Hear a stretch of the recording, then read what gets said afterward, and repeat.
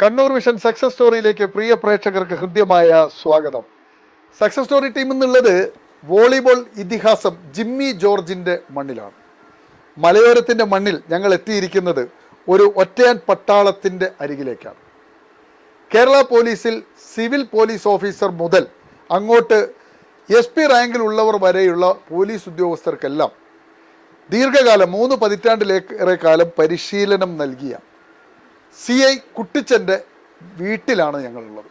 കുട്ടിച്ചൻ ഒരു ഒറ്റയാൾ പട്ടാളം എന്ന് പറയാൻ കാരണം കേരളത്തിൽ സ്വന്തമായി ഒരു ദുരന്ത നിവാരണ സേനയുള്ള ഒരു മനുഷ്യൻ. സർവീസിൽ നിന്ന് വിരമിച്ച് 5 വർഷം കൊണ്ട് 5000 ചെറുപ്പക്കാരെ പരിശീലിപ്പിച്ചെടുക്കുക വിവിധ സേനകളിലേക്ക്. അതിൽ 200 പേർക്ക് ജോലി കിട്ടുക. അതിനകത്ത് DYSPമാരുണ്ട്, SIമാരുണ്ട്, വിവിധ തസ്തികകളിൽ ജോലി കിട്ടി നമ്മുടെ സേനയിലേക്ക് തിരഞ്ഞെടുക്കപ്പെട്ടിട്ടുണ്ട്. ഇപ്പോഴും അദ്ദേഹം ഈ സർവീസിൽ നിന്ന് വിരമിച്ചെങ്കിലും ഒരു ദിവസം പോലും വിശ്രമമില്ലാതെ യുവാക്കളെ സേനകളിലേക്ക് സജ്ജമാക്കാനുള്ള ഓട്ടത്തിലാണ്. കേരളത്തിൽ എവിടെ ദുരന്തങ്ങളുണ്ടായാലും, പ്രളയമായാലും മറ്റെന്ത് ദുരന്തങ്ങളായാലും അവിടെയെല്ലാം കുട്ടിച്ചൻ്റെ സേന എത്താറുണ്ട്. പറയാൻ ഒത്തിരിയുണ്ട്. കേരളത്തിൽ ആദ്യമായി AK-47 കാൽനൂറ്റാണ്ട് 3 പതിറ്റാണ്ട് മുമ്പ് AK-47 നമ്മുടെ നാട്ടിൽ വന്ന് അതിൽ പരിശീലനം നേടിയ ഉദ്യോഗസ്ഥനാണ്. സർവീസിലിരിക്കെ ഒരിക്കൽ പോലും അവധിയെടുക്കാതെ ജോലി ചെയ്ത അങ്ങനെ വ്യത്യസ്തനായ ഒരു മനുഷ്യനിലൂടെയാണ് ഇന്ന് സക്സസ് സ്റ്റോറി കടന്നു പോകുന്നത്. കുട്ടിച്ചനെ ഈ കുട്ടിച്ചൻ എന്ന പേരിന് തന്നെ ഒരു രസമുണ്ട്. വേറെ പേരുണ്ടോ എന്ന് ചോദിച്ചപ്പോൾ ആ ഒറ്റ പേര് തന്നെയാണ് അദ്ദേഹത്തിലുള്ള കുട്ടിച്ചൻ. പ്രിയ കുട്ടിച്ചൻ, താങ്കൾക്ക് സക്സസ് സ്റ്റോറിയിലേക്ക് ഏറെ ഹൃദ്യമായ സ്വാഗതം. ഒന്നുമില്ല, ഈ കുട്ടിച്ചൻ എന്നുള്ള പേര് കേൾക്കുമ്പോൾ തന്നെ ഈ മലയോരത്ത് പണ്ട് ഈ കുടിയേറ്റ കർഷകർക്കുള്ള ഒരു പേരാണ് അല്ലെ? കുട്ടിച്ചൻ, കുര്യാച്ചൻ, തോമാച്ചൻ അല്ലെ? കോട്ടയം പാലാ സൈഡ് അല്ലെ? കുഞ്ഞച്ചൻ, കോട്ടയം കുഞ്ഞച്ചൻ എന്നൊക്കെ പറഞ്ഞ പോലെ കുട്ടിച്ചൻ മാത്രമാണ്, ആ പേര് മാത്രമാണല്ലോ. കുട്ടിച്ചൻ ഞങ്ങൾ ഈ താങ്കളിലേക്ക് ഞങ്ങളുടെ ശ്രദ്ധ വരാൻ കാരണം കേരള പോലീസ് തന്നെ ഒറ്റ പേരേ ഉള്ളൂ. ആ ഒരു പേരിൽ വേറൊരു ഓഫീസർ ഇല്ല കേരള പോലീസിലില്ല. കുട്ടിച്ചനില്ല. എത്ര വർഷത്തെ സർവീസിന് ശേഷം പിരിയുന്നത്? 32 വർഷത്തെ സർവീസ്. 32 വർഷത്തെ സർവീസാണ് സേനയിൽ നിന്ന് പിരിയുന്നത്. താങ്കളുടെ മാതാപിതാക്കളൊക്കെ എവിടെയാണ്? ഞങ്ങൾ തൃശ്ശൂരിൽ നിന്നാണ് ഇങ്ങോട്ട് സെറ്റിൽ. തൃശ്ശൂർ എവിടുന്ന്? തൃശ്ശൂർ കുന്നംകുളംകാരാണ്. എന്നാലും ഒരു കോട്ടയം സ്ലാങ് കിട്ടുന്നുണ്ട്. ഇവിടെ ഈ പ്രദേശത്തെല്ലാം കോട്ടയം പാലക്കാരാണുള്ളത്, തൃശ്ശൂരുകാർ കുറവാണ്. അപ്പൊ ഞങ്ങളോട് വന്നപ്പോ അവരുടെ സ്ലാങ്. എങ്ങനെ അവരെ ഇങ്ങോട്ട് കുടിയേറാനുള്ള ഒരു സാഹചര്യം ഉണ്ടായത് മാതാപിതാക്കള്? അല്ല, അന്ന് ഇവിടെ നല്ല വളക്കൂറുള്ള മണ്ണ്, അത് തന്നെയാണ് മെയിനായിട്ട് കൃഷി ഇറക്കാൻ. അതെ അതെ. എന്താണ് അച്ഛൻ്റെ അമ്മയുടെ പേര്? അച്ഛന്റെ പേര് ചുമ്മാർ. KM ചുമ്മാറിന്റെ ഒക്കെ ചുമ്മാർ. അച്ഛൻ ചുമ്മാർ. അമ്മ ഏലിക്കുട്ടി. നിങ്ങൾ എത്ര മക്കളായിരുന്നു? ഞങ്ങൾ 7 പേര്. 7 പേര്. കുട്ടിച്ചൻ ഏറ്റവും മൂത്ത ആറാമത്തെ ആള്. ബാക്കി എല്ലാവരും എന്ത് ചെയ്യുന്നു? എല്ലാം ബിസിനസ് ആണ്. ഒരാൾ ആർമിയിലായിരുന്നു, ബാക്കി എല്ലാവരും ബിസിനസ്. എവിടെയാണ് അവരെല്ലാം? പേരാവൂർ തൊണ്ടിയിൽ. താങ്കൾ ഇവിടെയാണോ ജനിച്ചത്? ഞാൻ ജനിച്ചത് ഇവിടെ തന്നെയാണ്, പേരാവൂരിൽ തന്നെയാണ്. പേരാവൂരിൽ തന്നെ ജനിച്ചു. ജിമ്മിയുടെ നാട്ടിൽ, ജിമ്മി ജോർജിന്റെ ജിമ്മി ജോർജിൽ നിന്ന് ആവേശം പൂണ്ടാണോ ഈ കായിക രംഗത്തേക്ക് എത്താൻ കാരണം? അത് അങ്ങനെ പറയാം. കാരണം വെച്ചാൽ പേരാവൂർ ഒരു കുടിയേറ്റ മേഖലയാണ്. അതുകൊണ്ട് തന്നെ വോളിബോളിന്റെ ഒരു നാടായിരുന്നു ഇത്. കാരണം മലയോര മേഖല ആയതുകൊണ്ട് ഇവിടെ വലിയ ഗ്രൗണ്ടുകൾക്കൊന്നും സാധ്യതയില്ലായിരുന്നു. അപ്പോൾ വോളിബോളിന് കുറച്ച് സ്ഥലം മതിയല്ലോ. അപ്പോൾ ഈ പ്രദേശത്തുള്ള കുട്ടികളെല്ലാം തന്നെ വൈകുന്നേരങ്ങളിൽ വോളിബോൾ കളിക്കുക എന്നുള്ളത് ഒരു സ്ഥിരം ശീലമാണ്. പിന്നെ ഇപ്പോൾ അടുത്ത കാലത്താണ് നമുക്ക് ജിമ്മി ജോർജ് സ്റ്റേഡിയം ഒക്കെ വന്നത്. അതിനുശേഷമാണ് നമുക്ക് ഒരു ഫുട്ബോൾ ഗ്രൗണ്ടും ഇപ്പോൾ ഇവിടെ എല്ലാം ഉണ്ട്. ഇത് പേരാവൂരിൻ്റെ പേരാവൂർ പിന്നെ സ്പോർട്സിന്റെ ഹബ്ബായി മാറിയിരിക്കുകയാണ്. ഇവിടെ ആർച്ചറി ഉണ്ട്, അത്ലറ്റിക്സ് ക്ലബ്ബുണ്ട്, പിന്നെ വോളിബോൾ അക്കാദമി ഉണ്ട്. വോളിബോൾ അക്കാദമി 100ലധികം കുട്ടികളുണ്ട്. ഇപ്പോൾ പിന്നെ ഫുട്ബോൾ അക്കാദമി ഉണ്ട്. പിന്നെ എന്റെ endurance academy, morning fighters endurance academy. Morning fighters രാവിലെയാണ് ഞങ്ങളുടെ. അത് താങ്കൾ സർവീസിൽ വിരമിച്ചതിന് ശേഷം 2018 ജനുവരിയിൽ ആരംഭിച്ചു. അതിനകത്ത് എത്ര കുട്ടികൾ ഇതുവരെ? ഞാൻ ഈ പറഞ്ഞ പോലെ 5000 ആളുകളാണോ പരിശീലനം? ഏകദേശം 5000-ലധികം കുട്ടികൾ ഇവിടെ വന്നു പോവുകയുണ്ടായി. കേരളത്തിലെ എല്ലാ ജില്ലയിൽ നിന്നും കുട്ടികൾ ഇവിടെ വരുന്നുണ്ട്. ഇത് തീർത്തും സൗജന്യ പരിശീലനമാണ്. പിന്നെ തീരെ പാവപ്പെട്ട കുട്ടികൾക്ക് നമ്മൾ അക്കോമഡേഷൻ ഫ്രീ ആയിട്ട് കൊടുക്കും. ഫുഡ് ആൻഡ് അക്കോമഡേഷൻ വരുന്ന കുട്ടികളാണ് ചെയ്യേണ്ടത്. അതിൽ തീരെ പാവങ്ങളാന്ന് തോന്നിക്കഴിഞ്ഞാൽ അവർക്ക് അക്കോമഡേഷൻ നമ്മൾ സൗജന്യമായിട്ട് കൊടുക്കും. നമ്മുടെ ഇവിടെ അടുത്തൊരു ഡോക്ടറുണ്ട്, രാമചന്ദ്രൻ. അവരുടെ ഒരു ബിൽഡിംഗ് ഉണ്ട്. ആ ബിൽഡിംഗ് നമ്മൾ ഫ്രീ ആയിട്ട് അക്കോമഡേഷൻ കൊടുക്കുന്നു. എല്ലാ ജില്ലയിൽ നിന്നും കുട്ടികളുണ്ട്. തീർത്തും സൗജന്യ പരിശീലനമാണ് നൽകി വരുന്നത്. ഇവിടെ താമസിച്ച് തന്നെയാണ് കൂടുതൽ കുട്ടികൾ ഇവിടെ താമസിച്ച് തന്നെയാണ് പരിശീലനം നേടുന്നത്. ഇപ്പൊ ഈ അഗ്നിപഥ് വന്നതിന് ശേഷം കുറച്ച് കുട്ടികൾ ആർമിയിലേക്ക് പോകാൻ കുറവാണിപ്പോൾ. നേരത്തെ ഉണ്ടായിരുന്ന പോലെ ആർമിയിലേക്ക് ഇപ്പോൾ തള്ളു കുറഞ്ഞു. ഇപ്പോൾ Kerala police, excise, forest, CRP, BSF ഇതിലൊക്കെ തന്നെ നമ്മുടെ കുട്ടികൾ എത്തിപ്പെട്ടിട്ടുണ്ട്. അതിലേക്കാണ് ഇപ്പം 1,30,000 പിന്നെ കുട്ടികളെ CRP റിക്രൂട്ട്മെന്റ് ചെയ്യുന്നുണ്ട്. അടുത്ത മാസം അതിന്റെ സെലക്ഷൻ ജൂൺ 15-ന് സെലക്ഷൻ ആരംഭിക്കുകയാണ്. 1,30,000. എങ്ങനെയാണ് ഇതിന്റെ പരിശീലനത്തിന്റെ സ്വഭാവമൊക്കെ?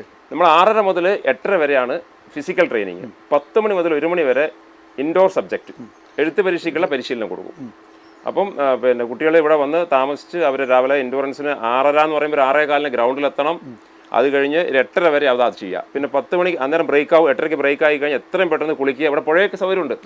കുളിക്കുക, ഭക്ഷണം കഴിക്കുക, ഉടനെ പഠിത്തത്തിലേക്ക് തിരിയുക. 10 മണി മുതൽ 1 മണി വരെ അവർ പിന്നെ ഇൻഡോർ. പ്രായപരിധി എങ്ങനെയാണ് കുട്ടികളുടെ പ്രായപരിധി? ഇപ്പോൾ നമ്മൾ നേരത്തെ 18 വയസ്സായിരുന്നു പറഞ്ഞിരുന്നത്. ഇപ്പം ഈ അടുത്തുള്ള സമീപത്തുള്ള പല മാതാപിതാക്കൾ ആവശ്യപ്പെട്ടതനുസരിച്ച് 15 വയസ്സ് മുതലുള്ള കുട്ടികളെ ഞങ്ങൾ എടുക്കുകയാണ്.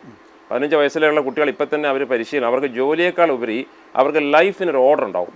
സിസ്റ്റമാറ്റിക് ആയിട്ട് രാവിലെ 5 മണിക്ക് ഉണരും, ഒരു ടൈം ടേബിളായി അവർക്ക്. അപ്പോൾ അവർ കുറേ കാലം ഇങ്ങനെ 5 മണിക്ക് എഴുന്നേറ്റ് നമ്മുടെ ഇൻഡുറൻസ് ട്രെയിനിങ്ങിന് വന്നു കഴിഞ്ഞാൽ പിന്നെ അവർക്ക് കുറച്ച് 18-20 വയസ്സായി കഴിഞ്ഞാൽ ഇനിയിപ്പോൾ ജോലി കിട്ടിയില്ല, അവർക്ക് അങ്ങനെ കിടന്നുറങ്ങാനുള്ള ടെൻഡൻസി ഉണ്ടാവില്ല. അതൊക്കെ മാറും. അപ്പോൾ ലൈഫിനൊരു ഓർഡർ ആവും, നല്ല ഫിറ്റ്നസ്സായി, നല്ല ബോഡി ഷേപ്പായി. അങ്ങനെ ചെയ്തു വരുമ്പോൾ ഇന്ത്യയിലെ ഏത് കായിക ക്ഷമതാ ടെസ്റ്റും അവർക്ക് ഈസി ആയിട്ട് പാസ്സാവാം. കാരണം ഒരു കമാൻഡോ മോഡൽ ട്രെയിനിങ് ആണ് കൊടുക്കുന്നത്. അതായത് 3 സ്റ്റാർ ലെവൽ. സാധാരണ നമ്മൾ ഒരു 1 സ്റ്റാർ ലെവലേ വേണ്ടു. കേരള പോലീസിലേക്കൊക്കെ ആണെങ്കിൽ ഫിസിക്കൽ എന്ന് പറഞ്ഞാൽ 1 സ്റ്റാർ ആണ്. ആർമിയിലേക്കും 1 സ്റ്റാർ ആണ്. ആർമിയിലേക്ക് 1600 മീറ്റർ 5.5 മിനിറ്റിൽ ഓടി തീർക്കുക എന്നുള്ളതാണ് അവിടുത്തെ ഒരു പിന്നെ അവർ വെച്ചിരിക്കുന്ന ഒരു മാനദണ്ഡം. അത് 1 സ്റ്റാർ ആണ്. അത് കഴിഞ്ഞ് 2 സ്റ്റാർ ഉണ്ട്, പാരാമിലിറ്ററി. പിന്നെ 3 സ്റ്റാർ, അതാണ് കമാൻഡോ. ആ കമാൻഡോ വിങ്ങിൽ ട്രെയിനിങ് കൊടുത്ത എക്സ്പീരിയൻസ് ഉള്ളത് കൊണ്ട്, അതായത് IR ബറ്റാലിയൻ, ഇന്ത്യ റിസർവ് ബറ്റാലിയനിലെ ട്രെയിനിങ് ഇൻസ്ട്രക്ടറായിട്ട് തൃശ്ശൂർ സേവനം ചെയ്തിട്ടുണ്ട്. അതിന്റെ ബേസിലാണ് ഇപ്പോൾ വരുന്ന കുട്ടികൾക്ക് അവരുടെ പിന്നെ കണ്ടീഷൻ അനുസരിച്ച്, അവരുടെ ഫിസിക്കൽ കണ്ടീഷൻ അനുസരിച്ചിട്ട് 1 സ്റ്റാർ, 2 സ്റ്റാർ, 3 സ്റ്റാർ. കൂടുതൽ കുട്ടികളും വലിയ മുതിർന്ന കുട്ടികൾ 18-20 വയസ്സുള്ള കുട്ടികൾ ചെയ്യുന്നത് മറ്റവർ ചെയ്യുന്ന കാണുമ്പോൾ ഇവർക്ക് ഭയങ്കര ഇൻട്രസ്റ്റ് ആയിരിക്കും. നമ്മുടെ ടാർസൻ വാക്ക്, അതുപോലെ തന്നെ പല ട്രെയിനിങ് ഉണ്ട് അതിനകത്ത്. അപ്പോൾ നമ്മൾ നമുക്ക് ഗ്രൗണ്ടിലേക്ക് കാണുമ്പോൾ, നമുക്ക് ഗ്രൗണ്ടിലേക്ക് ഇറങ്ങി കഴിയുമ്പോൾ നമുക്ക് കാണാം, മനസ്സിലാവും. അപ്പോൾ അത് ഒരു കമാൻഡോ മോഡൽ ട്രെയിനിങ് ആയതുകൊണ്ട് ഇപ്പം ഏകദേശം എല്ലാവരും തന്നെ ഈസി ആയിട്ട് പാസ്സാവും. അടുത്ത കാലത്ത് ഈ 3 സ്റ്റാർ ട്രെയിനിങ് ആണ് ഇപ്പൊ നമ്മൾ കൊടുക്കുന്നത്. അതുകൊണ്ട് തന്നെ ഇന്ത്യയിലെ ലെവലില് അപ്പൊ ഇന്ത്യയിലെ ഏത് സേനയിലേക്കും തെരഞ്ഞെടുക്കാൻ പ്രാപ്തമാകുന്ന രീതിയിലാണ് നമ്മൾ കുട്ടികളെ കുറച്ച് കട്ടിയുള്ള ട്രെയിനിങ്. അപ്പൊ അവര് ഗ്രാജുവലായിട്ട് മെല്ലെ കൂട്ടി കൊണ്ടുവരുള്ളൂ. വന്ന ഉടനെ അങ്ങനെ കട്ടിയിൽ കൊടുക്കൂല. അപ്പൊ അവരെ ഏറ്റവും പുറകിൽ നിർത്തും, ഏറ്റവും മുമ്പിൽ സീനിയർ ആയിട്ടുള്ള ആൾക്കാർ നിർത്തും. ഇപ്പൊ ഉദാഹരണത്തിന് ഇപ്പൊ 56 ആളാണ് കേരള പോലീസിന്റെ PSC നടത്തിയ എഴുത്ത് പരീക്ഷ പാസ്സായിട്ട് വന്നത്. അതിൽ 50 ആളും ഫിസിക്കൽ നമ്മുടെ പാസ്സായി. 50 ആളും PSC പോയി ഫിസിക്കൽ ടെസ്റ്റ് പാസ്സായി. ഇപ്പൊ അത് ലിസ്റ്റിൽ വന്നു കഴിഞ്ഞു. 50 ആളും പാസ്സായി. കേരളത്തിന്റെ പല ഭാഗത്തുനിന്നും നിലവിൽ എത്ര പേർക്ക് ജോലി കിട്ടിക്കഴിഞ്ഞു? 200-210 ആൾ. 210 ഏതൊക്കെ റാങ്കിലുള്ള ഉദ്യോഗസ്ഥന്മാരാണുള്ളത്? അതില് പിന്നെ ഏറ്റവും ഉയർന്ന റാങ്ക് എന്ന് പറഞ്ഞാൽ കാടാച്ചിറയിൽ നിന്ന് സഞ്ജയ്.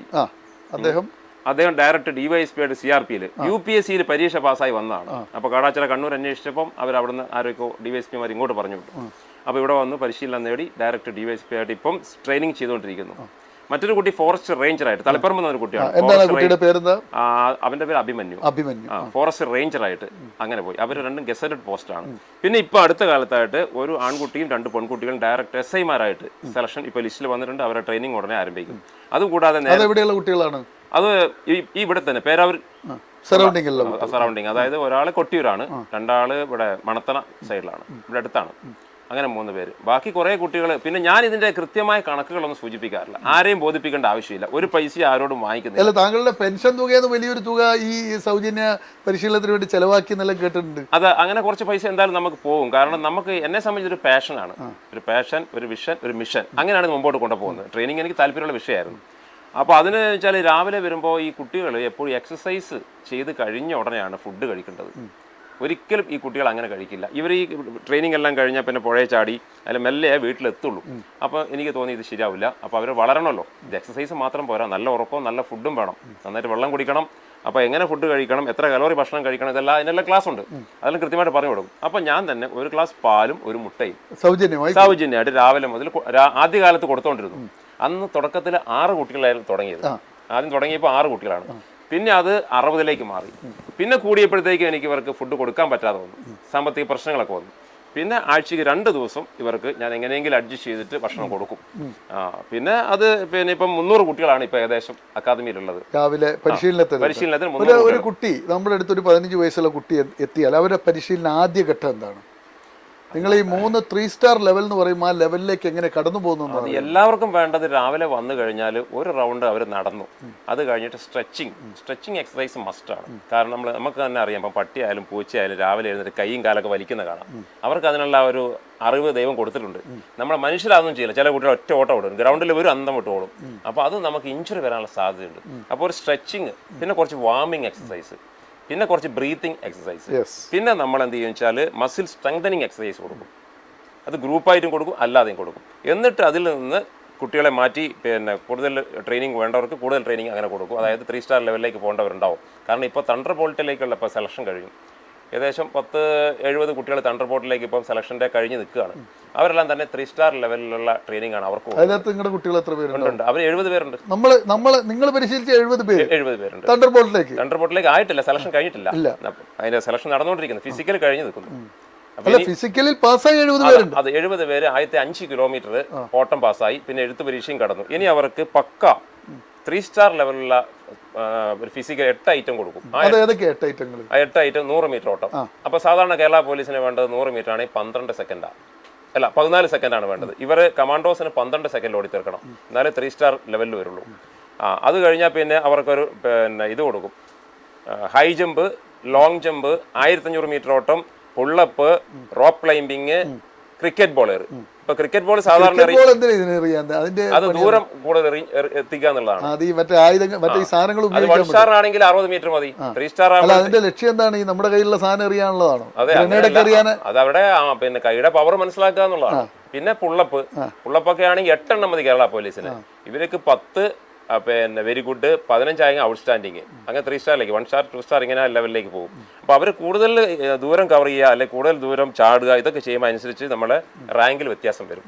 അതാണ് സ്റ്റാർ. അങ്ങനെ 8 തരത്തിലുള്ള പരിശീലനങ്ങൾ നേടിയാലാണ് ഈ തണ്ടർ ബോൾട്ടിൽ. അതിൽ 8 ഐറ്റത്തിൽ 3 സ്റ്റാർ കടക്കുന്ന എത്ര പേരുണ്ടെന്ന് നോക്കും.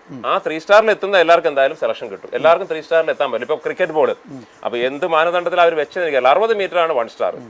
സാധാരണ 60 മീറ്റർ തന്നെ എത്തിക്കാൻ പാടുപെടും പിള്ളേർ, അത്ര ഈസി അല്ല അത്. പക്ഷെ അതിൻ്റെ 3 സ്റ്റാർ വെച്ചിരിക്കുന്നത് 85-86 മീറ്ററാണ്. അപ്പോൾ അത് കുറച്ച് കട്ടിയാണ്. അപ്പോൾ അതുപോലെ ഓരോ ഐറ്റവും 4.5 മീറ്റർ ചാടിക്കഴിഞ്ഞാൽ ലോങ് ജമ്പ് 1 സ്റ്റാർ ആണ്. പക്ഷേ 6 മീറ്റർ ചാടിയാലേ 3 സ്റ്റാർ ആവുള്ളൂ. അല്ല 5-50 വരണം. 6 മീറ്ററിന് അടുത്ത് ചാടിയാലേ 3 സ്റ്റാറിലാവുള്ളൂ. അങ്ങനെ ഓരോന്നിനും. അപ്പം 1500 മീറ്റർ ഓട്ടം ആണെങ്കിൽ 5:44 5 മിനിറ്റ് 44 സെക്കൻഡിൽ 1 സ്റ്റാറുകാരൻ കേരള പോലീസിലേക്ക് പോകേണ്ടവൻ 5 മിനിറ്റ് 44 സെക്കൻഡിലും 1500 മീറ്റർ ഓടിയാൽ മതി.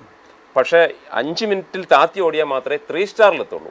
5:15 ഓടിക്കഴിഞ്ഞാൽ 2 സ്റ്റാർ എത്തും. അപ്പോൾ 2 സ്റ്റാറിന് 5 മാർക്ക് കൊടുക്കും, 3 സ്റ്റാറിന് 6 മാർക്ക് കൊടുക്കും. അത് 1 സ്റ്റാർ 3 മാർക്കേ ഉള്ളൂ. അപ്പോൾ ടോട്ടൽ നമ്മൾ കവർ ചെയ്ത് നോക്കിയിട്ട് ടോട്ടൽ കണക്ക് കൂട്ടിയിട്ടാണ് റാങ്ക് ഇടുക. അപ്പോൾ 8 ഐറ്റത്തിൽ 8 ഐറ്റവും പിന്നെ 1 സ്റ്റാറേ വന്നുള്ളൂ, 24 മാർക്കേ വരുള്ളൂ. യഥാർത്ഥത്തിൽ എത്ര മാർക്ക് വരണം? 8 ഐറ്റവും 6 മാർക്ക് വെച്ച് പിടിച്ചാൽ 48 മാർക്ക് കിട്ടും. അവന് 2 മാർക്ക് ബോണസ് കൊടുക്കും. അവന് 50 പിടിക്കാം, ഫുൾ മാർക്ക് അവന് പിടിക്കാൻ പറ്റും.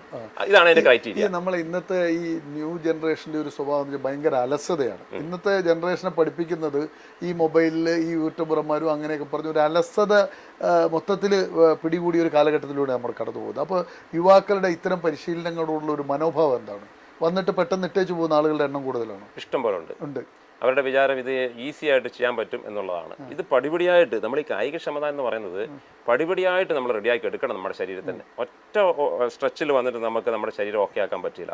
ഒരു യൂണിഫോം ഇട്ട് ഒരാൾ നടന്ന് വരുന്ന കാണുമ്പോൾ തന്നെ അവന് ട്രെയിൻഡ് സോൾജറാണെന്ന് മനസ്സിലാവും. അപ്പോൾ ആ ട്രെയിനിങ്ങിൻ്റെ ഗുണം എന്ന് പറഞ്ഞു കഴിഞ്ഞാൽ അവൻ്റെ എല്ലാ മസിലിൻ്റെ ഷേപ്പ്, മസിൽ സ്ട്രെങ്ത്, അതുപോലെ തന്നെ ബോഡിയുടെ ഷേപ്പ്, പിന്നെ സ്റ്റാമിന, അതാണ് ഓട്ടം കൊണ്ട് ഉദ്ദേശിക്കുന്നത്. ലെൻസിന് നല്ല പവർ ഉണ്ടെങ്കിൽ മാത്രമേ നമുക്ക് കൂടുതൽ ദൂരം ഓടാൻ കഴിയുള്ളൂ. ലെൻസ് അല്ലെങ്കിൽ അത് അനുഭവപ്പെടും. അപ്പം ഇതെല്ലാം കൂടി ചേർന്നാൽ മാത്രമേ ഒരു പോലീസായിട്ട് നമുക്ക് പുറത്തേക്ക് ഇറക്കി എടുക്കാൻ പറ്റുള്ളൂ. ഒരു നിയമപാലകന്റെ റോഡിലേക്കൊക്കെ വരണമെങ്കിൽ ആ നിലക്ക്. പിന്നെ ഇപ്പോഴത്തെ കുട്ടികളെന്ന് വെച്ചാൽ ഇപ്പോൾ ട്രെയിനിങ്, ഇപ്പോൾ നമ്മൾ ഈ പോലീസിലൊക്കെ ട്രെയിനിങ് കൊടുത്താണല്ലോ. പോലീസിൽ ട്രെയിനിങ് കഴിഞ്ഞാലും ഇവർ പറയും പിന്നെ സമയമില്ല, ലോക്കൽ പോലീസിലേക്ക് എത്തിക്കഴിഞ്ഞാൽ അവർക്ക് ജോലിഭാരം കൂടും. പിന്നെ 8 മണിക്കൂർ എന്നുള്ള രീതിയിലേക്ക് എല്ലായിടത്തും ആയിട്ടില്ലല്ലോ. ഒരു പരീക്ഷണാടിസ്ഥാനത്തിൽ നടത്തിയെന്നല്ലാതെ 8 മണിക്കൂർ എല്ലാ പോലീസ് സ്റ്റേഷനിലും അങ്ങനെ ആക്കിയിട്ടില്ല. അങ്ങനെ ആക്കിയെങ്കിലും മാത്രമേ ഇവർക്ക് ആവശ്യം റെസ്റ്റ് കിട്ടുള്ളൂ. അങ്ങനെ 8 മണിക്ക് ഇപ്പോൾ 61,659 ആളുകളാണ് ഇപ്പോൾ കേരള പോലീസിൽ സേനയിലുള്ളത്. അപ്പോൾ നമുക്ക് 8 മണിക്കൂറാക്കി ചുരുക്കുമ്പോൾ 3 ഇരട്ടി ആൾ വേണം. അപ്പോൾ ഏകദേശം 2 ലക്ഷത്തോളം അല്ലെങ്കിൽ ഒരു 1.80 വേണം. അത് നമ്മുടെ സർക്കാരിന്റെ ഇന്നത്തെ അവസ്ഥയിൽ നടക്കില്ല. സാധിക്കില്ല. താങ്കളുടെ ഈ സർവീസ് കാലഘട്ടത്തിൽ മൊത്തം എത്ര പേരെ സേനയിൽ പരിശീലിപ്പിച്ചിട്ടുണ്ടാവും? ഏകദേശം 15 ബാച്ചാണ്. എണ്ണക്കണക്കിന് ഓരോ ബാച്ചും ഓരോ നമ്പറിലാണ് വരിക. ചിലപ്പോൾ ഒരു ബാച്ച് 400 ആയിരിക്കും, ഒരു ബാച്ച് 200 ആയിരിക്കും. ആദ്യത്തെ അങ്ങോളം ഇങ്ങോളം താങ്കളുടെ ശിക്ഷഗണങ്ങളുണ്ട്. ഉണ്ട്. കേരളത്തിൽ ഏത് പോലീസ് സ്റ്റേഷനിൽ പോയി കഴിഞ്ഞാലും ഒരാളുണ്ടാവും. അപ്പൊ ഇവിടുത്തെ ഇപ്പൊ പേരാവൂർ ഡിവൈഎസ്പിക്ക് തന്നെ ഞാൻ ട്രെയിനിങ് കൊടുത്തതാണ്. ജോൺ. അതെ, അദ്ദേഹം ഇവിടെ KP മാങ്ങാട്ടുറമ്പിലെ കോൺസ്റ്റബിൾ ആയിട്ടാണ് ആദ്യം സർവീസിൽ കയറുന്നത്. പിന്നീട് അദ്ദേഹം സ്മാർട്ടായിട്ട് ഇരുന്ന് പഠിച്ച് നല്ല മിടുക്കനായതുകൊണ്ട് ഡയറക്റ്റ് SI സെലക്ഷൻ വന്നപ്പോൾ അദ്ദേഹം SI പോസ്റ്റിലേക്ക് വന്നു. അങ്ങനെ പിന്നീട് പ്രൊമോഷൻ കിട്ടിയ SI CI ആയി. ഇപ്പൊ DYSP ആയിട്ട് നമ്മുടെ നാട്ടിൽ തന്നെ ശിഷ്യനാണ്. അദ്ദേഹം കീഴ്പള്ളിക്കാരനാണ്. അങ്ങനെ മിടുക്കന്മാരുണ്ട്. കോൺസ്റ്റബിൾ ആയിട്ട് കയറിയാലും പിന്നീട് എഴുതിയെടുക്കുന്നവരുണ്ട്. അതുപോലെ വേറെ ഡിപ്പാർട്ട്മെന്റ് മാറിപ്പോയവർ ധാരാളമുണ്ട്, നല്ല നല്ല പോസ്റ്റിലേക്കൊക്കെ പോയി. ഈ താങ്കള് കേരളത്തിലെ എല്ലാ ജില്ലകളിലും ലോ ആൻഡ് ഓർഡറിന് പോയതായിട്ട് കേട്ടിട്ടുണ്ട്. ഇപ്പൊ കണ്ണൂർ ജില്ലയിൽ അക്രമ രാഷ്ട്രീയം കുത്തി വാഴുന്ന കാലഘട്ടത്തിൽ DGP തന്നെ ഒരു SIനെ നേരിട്ട് വിളിച്ചു വരുത്തി, BS ശാസ്ത്രി. അത് താങ്കൾ അങ്ങനെ ഈ ലോ ആൻഡ് ഓർഡറിൽ പോകാനുള്ള ഒരു സാഹചര്യം എങ്ങനെ ഉണ്ടായത്? അത് ഈ ചെറുപ്പം മുതൽ ഈ ആയോധന കലയൊക്കെ പഠിച്ചതുകൊണ്ട്. എന്തൊക്കെ കലകളാണ് നിങ്ങൾ പഠിച്ചിട്ടുള്ളത്? കരാട്ടെ, അതുപോലെ കളരി, പിന്നെ കുറച്ചു കാലം കുൻഫുണ്ട്, കളരിയുണ്ട്, കരാട്ടെ. 15 വർഷത്തോളം ദൂരെ മാറി ഇരിക്കണോ ഞാൻ? വേണ്ട, 15 വർഷത്തോളം. നമുക്ക് ഈ ഇല്ല, നമ്മൾ ഈ ആയോധന കല പഠിക്കുമ്പോൾ നമുക്ക് എപ്പോഴും നമുക്ക് ഒരു സമാധാനകാംക്ഷിയായിരിക്കും. നമ്മൾ എടുത്ത് ചാടുകയില്ല. ഒരാളെ കിട്ടി ഒരു പ്രതിയെ കൊണ്ടുപോകണം, ഈസി ആയിട്ട് ഈ കൈ ഇങ്ങനെ പിടിച്ച് ജസ്റ്റ് കയറ്റിയിട്ടാ മതി. കൈ ഇതാ കാണിച്ചത്, ഇതേണ്ട, ഇത് ലോക്കാണ്. ഏതൊരാളും ഇങ്ങനെ വരും, കിട്ടില്ല. അങ്ങനെ കുറെ ടെക്നിക്കുകളൊക്കെ ഉണ്ട്. അപ്പൊ നമുക്ക് നല്ല ക്ഷമയുണ്ടാവും. ആയോധന കല പഠിക്കുന്നതിന് മെയിനായിട്ടുള്ള കാര്യം എന്ന് വെച്ചാൽ നല്ല ക്ഷമാശീലം നമുക്കുണ്ടാവും. പിന്നെ കളരി പഠിച്ചു വെച്ചാൽ 15 വർഷത്തോളം കളരി പഠിച്ചു. അത് 3 ഗുരുക്കന്മാരുടെ അണ്ടറിൽ പഠിച്ചു. ഒരാളുടെ നിന്ന് മാത്രമല്ല, ഒരാളുടെ നിന്ന് കിട്ടാത്തത് നമ്മൾ അപ്പുറത്ത്. എത്ര വയസ്സിൽ കായിക രംഗത്തേക്ക് ഇറങ്ങി? ഏകദേശം 8 വയസ്സിൽ സ്പോർട്സ് രംഗത്ത് വന്നു. 10 വയസ്സിൽ കളരി പഠിക്കാൻ പോയി. പിന്നെ ഒരു 18 വയസ്സായപ്പോ കരാട്ടെ. സർവീസിൽ കയറി. സർവീസിൽ 22 വയസ്സിൽ 32 വർഷത്തെ സർവീസിൽ എന്തായിട്ടാണ് കയറുന്നത്? കോൺസ്റ്റബിൾ ആയിട്ട്. പിന്നെ അവിടെ നിന്ന് പടിപടിയായിട്ട് പ്രൊമോഷൻ. പരിശീലകന്റെ റോളിലേക്ക് എപ്പോഴാണ് എത്തുന്നത്? പരിശീലകന്റെ റോള് ഒരു 88 കാലഘട്ടം. അതെങ്ങനെ വന്നുപെടുന്നത്? സാധാരണ ഒരു സേനയില് കയറുന്നു എന്നതിനപ്പുറത്തേക്ക് ഒരു പരിശീലകന്റെ റോളിലേക്ക് കടന്നു. നമ്മുടെ ഈ ബറ്റാലിയൻ KAP ബറ്റാലിയനാണ് ഞാൻ ആദ്യം കയറുന്നത്. അപ്പോൾ ബറ്റാലിയനിലേക്ക് കയറി കഴിഞ്ഞാൽ ഒരു നിശ്ചിത കാലം കഴിയുമ്പോൾ നമുക്ക് ഒരു പ്രൊമോഷൻ സാധ്യത വരും. പ്രൊമോഷൻ നമ്മൾ എഴുത്ത് പരീക്ഷയുണ്ട്, ഗ്രൗണ്ടിലെ ടെസ്റ്റും ഉണ്ട്. അത് പാസ്സായി കഴിയുമ്പോഴേ നമുക്കൊരു കേഡർ കോഴ്സ് തരും. അതാണ് നമ്മൾ ഇൻസ്ട്രക്ടർ കോഴ്സ് എന്ന് പറയുന്നത്. ആ ഇൻസ്ട്രക്ടർ കോഴ്സിൽ നമ്മൾ അറ്റൻഡ് ചെയ്യുകയും നമ്മളത് പാസ്സാവുകയും ചെയ്ത് നമുക്ക് താല്പര്യം, ഇൻസ്ട്രക്ടറായിട്ട് നിൽക്കാൻ താല്പര്യം ഉണ്ടെങ്കിൽ നമുക്കൊരു ചാൻസ് KAPയിലുണ്ട്. അപ്പോൾ അങ്ങനെ പടിപടിയായിട്ട് ട്രെയിനിങ് കൊടുത്തപ്പോൾ ട്രെയിനിങ്ങിനോടൊരു താല്പര്യം തോന്നി, നല്ല കാര്യമാണെന്ന് തോന്നി. കാരണം പലതിനെക്കുറിച്ചും പഠിക്കാനും. പിന്നെ നേരത്തെ പറഞ്ഞ പോലെ 95-ൽ AK-47 കോഴ്സിന് CRP പോയി ചെയ്തു. അതിനുശേഷം പോലീസ് ട്രെയിനിങ് കോളേജിൽ നിന്ന് എക്സ്പ്ലോസീവിന്റെ കോഴ്സ് കിട്ടി. മാപ്പ് റീഡിങ്ങിന്റെ വെച്ചാൽ നമ്മളിപ്പോൾ എവിടെയെങ്കിലൊക്കെ പോകണമെങ്കിൽ നമുക്ക് എങ്ങനെ പോകാം. നമുക്ക് സൂര്യൻ എപ്പോഴും കിഴക്കാണ്. അപ്പം ഞാൻ സൂര്യനാണെങ്കിൽ, ഞാനിപ്പോൾ സൂര്യനായിട്ട് നിൽക്കുകയാണെങ്കിൽ ഞാൻ കിഴക്കാണോ ലക്ഷ്യം, എൻ്റെ വലതുവശം വടക്കാണ്, ഇടതുവശം തെക്കാണ്, മുമ്പിൽ പടിഞ്ഞാറാണ്. അപ്പോൾ ഇത് നമുക്ക് സൂര്യൻ ഉണ്ടെങ്കിലല്ലേ അറിയുള്ളൂ. സൂര്യൻ ഇല്ലാതെ നമുക്ക് ദിക്ക് മനസ്സിലാക്കണമെങ്കിൽ മാപ്പ് റീഡിങ് പഠിക്കണം. ദിശ അറിയാതെ, ദിക്ക് അറിയാതെ ഒരു സൈനികന് മൂവ് ചെയ്യാൻ കഴിയില്ല. അപ്പോൾ അതിനെക്കുറിച്ച് ഒരു പരിജ്ഞാനം സൈനികന് വേണം. അത് ഇൻസ്ട്രക്ടർമാർ ആയിട്ടുള്ള കുറെ ആൾക്കാർക്ക് കിട്ടിയിട്ടുണ്ടാവും, എല്ലാവർക്കും ഒന്നും കിട്ടിയിട്ടുണ്ടാവില്ല. മാപ്പ് റീഡിങ് നമ്മളിപ്പോ കോമ്പാസ് ഒക്കെ ഉപയോഗിച്ചില്ല, വടക്ക് നോക്കി യന്ത്രം, അതൊക്കെ വെച്ച് പഠിപ്പിക്കും. പിന്നെ മാപ്പ് ഉണ്ടാവും, ഓരോ സ്ഥലത്തിന്റെ മാപ്പ് ഉണ്ടാവും. ഇപ്പൊ നമ്മളിവിടെ കേരളത്തിനെ കുറിച്ച് താങ്കളുടെ മനസ്സിൽ ഒരു ചിത്രമുണ്ട്? ഉണ്ട്, ഏതൊക്കെയാണ് എവിടെയൊക്കെ സ്ഥലങ്ങൾ ഉള്ളതെന്നുള്ളത്. കേരളത്തിൽ എത്ര സ്റ്റേഷനുകളിൽ ലോ ആൻഡ് ഓർഡറിൽ താങ്കൾ പോയിട്ടുണ്ട്? ഇപ്പൊ എന്റെ ഓർമ്മയിലില്ല, എല്ലാ ജില്ലയിലും മുല്ലപ്പെരിയാർ അടക്കം സെൻസിറ്റീവ് മേഖലയെല്ലാം. മുല്ലപ്പെരിയാറിൽ തമിഴ്നാട്ടുകാരും നമ്മുടെ കേരളക്കാരും നമ്മൾ ഫൈറ്റിങ്ങിന്റെ ഒരു കണ്ടീഷൻ വന്നിരുന്നല്ലോ. അപ്പൊ അവിടെ നമ്മുടെ ലോ ആൻഡ് ഓർഡറിന് വേണ്ടി അവിടെ പോസ്റ്റ് ചെയ്തു. 6 മാസത്തോളം മുല്ലപ്പെരിയാറിൽ ഡ്യൂട്ടി എടുത്തു. അത് ഇന്ത്യ റിസർവ് ബറ്റാലിയൻ IRBയിലെ ചുണക്കുട്ടന്മാരായ പോലീസുകാരെയും കൊണ്ടാണ് പോയത് അവിടെ. ഇന്ത്യ റിസർവ് ബറ്റാലിയൻ തൃശ്ശൂർ, അവിടെയാണല്ലോ കമാൻഡോ യൂണിറ്റ് ഉള്ളത്. അപ്പോൾ അവരെയും കൊണ്ട് ഒരു 6 മാസം അവിടെ ജോലി ചെയ്തു. പിന്നെ അങ്ങനെ ഓർക്കാൻ പറ്റിയ വലിയ കണ്ണൂർ മുത്തങ്ങ ഓപ്പറേഷൻ ഞാൻ സുരേഷ് രാജ് പുരോഹിത് സാറിന്റെ കൂടെ അവിടെ ഉണ്ടായിരുന്നു. ആ ഓപ്പറേഷനിൽ അവിടെ വെച്ചാണ് നമ്മുടെ ഒരു പോലീസുകാരനെ മരണപ്പെട്ടത്, വിനോദ്. പിന്നെ പാനൂർ മെയിനായിട്ട്, പാനൂർ 4 ആളുടെ മർഡർ നടന്നിരിക്കുമ്പോഴാണ് എന്നെ BS ശാസ്ത്രിയായ അന്നത്തെ DGP അദ്ദേഹം, ഞാൻ അന്നേരം എയർപോർട്ട് ഇമിഗ്രേഷനിൽ ജോലി ചെയ്യായിരുന്നു. അവിടുന്ന് എനിക്കൊരു മെസ്സേജ് തന്നു, ഡെപ്യൂട്ടേഷനിൽ അടിയന്തരമായിട്ട് പാനൂർ സ്റ്റേഷനിൽ വരണം എന്ന് പറഞ്ഞു. ആ സമയത്താണ് നമ്മുടെ ഭുവനേന്ദ്ര സാർ, ആൻറ്റി ഗുണ്ടാസ് കോഡിലുണ്ടായിരുന്ന ഭുവനേന്ദ്ര സാറിനെ, അന്ന് അദ്ദേഹം CI ആയിട്ട് അവിടെ പോസ്റ്റ് ചെയ്യുന്നത്. പിന്നെ പ്രേമേന്ദ്രൻ എന്ന് പറഞ്ഞൊരു SIനെ വടകരയിൽ നിന്ന് പോസ്റ്റ് ചെയ്തു. അപ്പം ഞങ്ങൾ 3 പേരും കൂടിയാണ്. അതെ, ഞങ്ങൾ 3 പേരും കൂടിയാണ് റിട്ടയർ ചെയ്തു. അത്ര കുറെ കാലം അവിടെ ഞങ്ങൾ വർക്ക് ചെയ്തു. പിന്നെ ഒരു സംഘർഷ കാലഘട്ടത്തിലെ ഓർമ്മ എന്താണ് പാനൂരിന്റെ?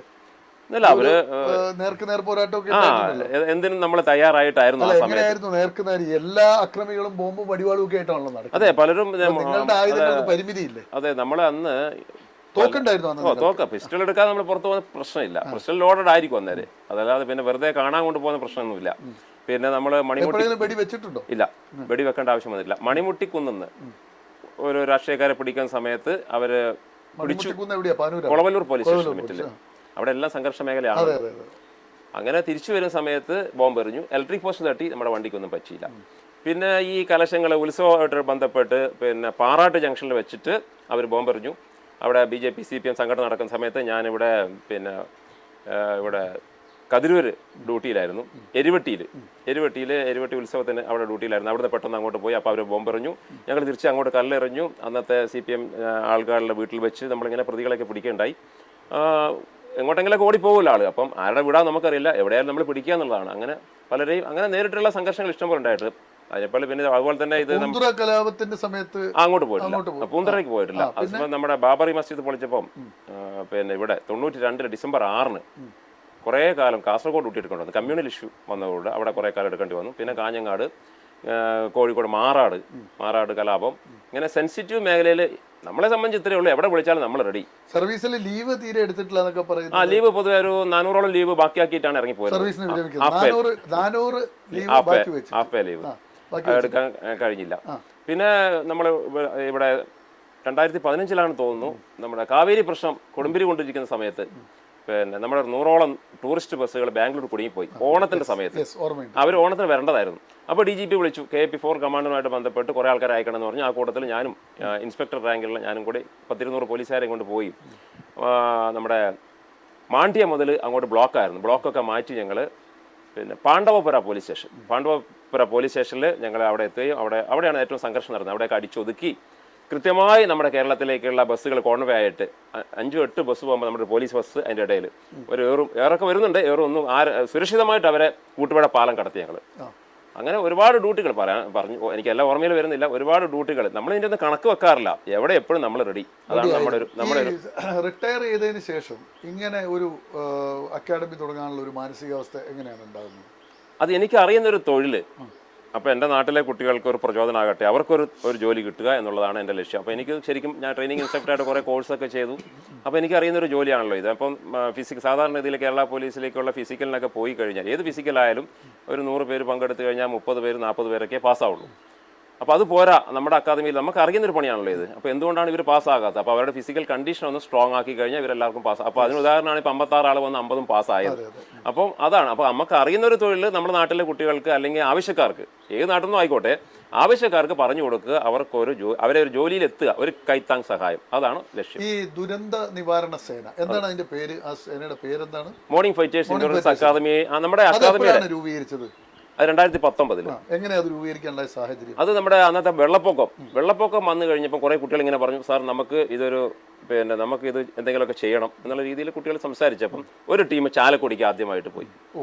അവിടെ ചാലക്കുടി നഗരമെല്ലാം കംപ്ലീറ്റ് വെള്ളത്തിലാണെന്ന്. ആ സമയത്ത് ഒരു ടീമിനെ ഞാൻ അങ്ങോട്ട് അയച്ചു. അതുപോലെ നമ്മുടെ വയനാട്ടിലേക്ക് കുറേ ആൾക്കാർ പോയി. അന്നേരം തീരുമാനിച്ചതാണ് ഒരു ദുരന്ത നിവാരണം. ഞാൻ അതിന്റെ കോഴ്സ് കഴിച്ച ആളാണ് PTCയിൽ വെച്ച്. ദുരന്ത നിവാരണം. ഇപ്പോൾ ദുരന്ത മുഖത്തേക്ക് പോകുമ്പോൾ ശ്രദ്ധിക്കേണ്ട കാര്യങ്ങൾ, അതിനകത്ത് കുറേ കാര്യങ്ങളുണ്ട്. ഒരു ദുരന്തം ഉണ്ടായി കഴിഞ്ഞാൽ അതിനകത്ത് എല്ലാവർക്കും റോളുണ്ട്. കാരണം അതിനകത്ത് സർവീസിലുള്ള ഉദ്യോഗസ്ഥന്മാർക്ക് മാത്രമല്ല, സാധാരണക്കാർക്ക് എല്ലാം അവിടെ റോളുണ്ട്. കാരണം ആളുകളെ മാറ്റിപ്പാർപ്പിക്കണം, അവിടെ കാവൽ നിൽക്കണം, അവർക്ക് ഭക്ഷണം എത്തിച്ചു കൊടുക്കണം, പിന്നെ അവിടെ സെക്യൂരിറ്റി ആയിട്ട് ഞാൻ നേരത്തെ പറഞ്ഞു അപ്പം അവിടെ വീട് നിർമ്മിച്ചു കൊടുക്കണം. അപ്പം ആ വീട് നിർമ്മിക്കാൻ പിന്നെ കല്ലുകെട്ടുകാരൻ വേണം, ആശാരി വേണം. അപ്പം എല്ലാ ടൈപ്പ് ആൾക്കാർ, മനസ്സും ആരോഗ്യമുള്ളവർക്കൊക്കെ തന്നെ ഈ ദുരന്ത നിവാരണത്തിൽ പങ്കെടുക്കാം. പക്ഷെ കളക്ടറുടെ ഉത്തരവ് അനുസരിച്ച് പ്രവർത്തിക്കുന്ന ഒരു കൺട്രോളിംഗ് ഓഫീസർ അണ്ടറിൽ ഇവർ പോകാൻ പാടില്ല, തോന്നും പോലെ ചെയ്യാൻ പാടില്ല. അപ്പോൾ അങ്ങനെ നമ്മൾ ചാലക്കുടി പോയിട്ട് നിങ്ങളുടെ ടീം എന്താ ചെയ്തത്? അപ്പോൾ അവിടെ കുറെ ആളുകളെ ഒഴിപ്പിക്കാനും മറ്റൊക്കെ ആയിട്ട് അവർ സഹായിച്ചു. അതുപോലെ വയനാട്ടിൽ പോയപ്പോൾ ഇത് തന്നെ. പിന്നെ എല്ലായിടത്തും പോയാലും നമുക്ക് മനസ്സുണ്ടെങ്കിൽ നമുക്ക് ജോലി ചെയ്യാൻ പറ്റും. കൈയും കെട്ടി നിൽക്കാൻ എല്ലാവർക്കും പറ്റും. പക്ഷെ നമ്മൾ എടുത്ത് ചാടി കാര്യങ്ങൾ, അതിനാണ് ഈ ട്രെയിനിങ് കൊടുക്കുന്നത്. അപ്പോൾ ഈ കായികക്ഷമതാ പരിശീലനം നടത്തുന്ന കുട്ടികളെ സംബന്ധിച്ച് ഈസി ആയിട്ട് ഇതിനൊരു മനസ്സ് വരും. നല്ല ആരോഗ്യം ഉണ്ടെങ്കിൽ നല്ല മനസ്സുണ്ടാവുള്ളൂ. അത് നമ്മളെല്ലാവരും അറിയുന്നൊരു കാര്യമാണ്. ഇപ്പോൾ ഇവിടെ ആയാലും 200 പേരാണ് ഞങ്ങൾ ഇവിടെ പോയത്. ഇവിടെ നമ്മുടെ പൂളക്കുറ്റി ദുരന്തത്തിൽ ഉണ്ടായത് രാത്രി 12 മണിക്ക് വിളിക്കുന്നു, 6 മണിക്ക് 200 കുട്ടികൾ ഞാൻ അവിടെ എത്തി. അവിടെ എത്തിക്കഴിഞ്ഞപ്പം പിന്നെ NDRF നാഷണലിൻ്റെ ആൾക്കാർ വന്നു, ആർമിക്കാർ വന്നു. പക്ഷേ അവരെക്കാളൊക്കെ കൂടുതൽ വർക്ക് ചെയ്തത് എൻ്റെ കുട്ടികൾ ഞാനുമായിരുന്നു. ഞങ്ങൾ ഒരു ദിവസം മിനിറ്റ് പോലും റെസ്റ്റ് ഇല്ല. ആ കുഞ്ഞിനെ ഞങ്ങളാണ് എടുക്കുന്നത്. അവിടെ